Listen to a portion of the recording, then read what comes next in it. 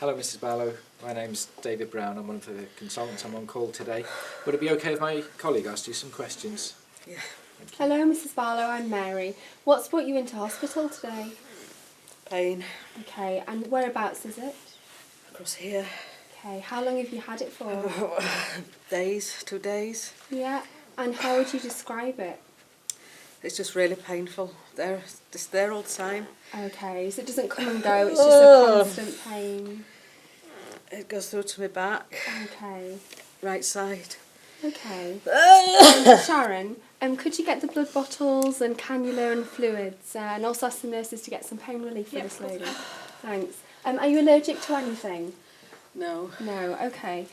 So observations wise, she's scoring a 4 for a heart rate of 110, systolic blood pressure 100, temperature 37.7. Are you up to answering some more questions just whilst we sort those things? Okay. So you've had the pain for 2 days, and how many times have you vomited? Well, I've lost count. Okay. What is it you're vomiting? Bile. Okay. So I think you're a little bit dehydrated and you'll feel a lot better for the fluid. Are you known to have gallstones at all? No. No. And do you drink alcohol? Really. Okay. Any other medical problems at all? Just asthma. Okay.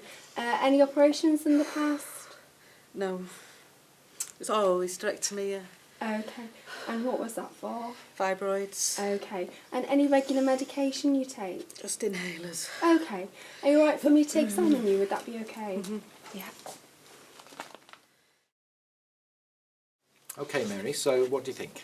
So Mrs Barlow is a 45-year-old lady who's come in with 2 days of severe upper abdominal pain and vomiting. Apart from asthma, for which she's on salbutamol, she has no significant medical history. She's had a hysterectomy in the past. On examination, she's clinically a little bit dry and a bit tachycardic and slightly hypotensive, and her oxygen sats a little bit on the low side. And she's very, very tender in her epigastrium and right upper quadrant. Okay, go on. So my differentials would be pancreatitis, cholecystitis, or possibly small bowel obstruction.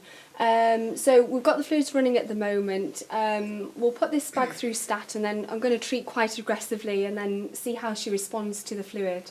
We'll do routine set of bloods including amylase, get a chest x-ray to look for any hair under the diaphragm because perforated DU is also a possibility.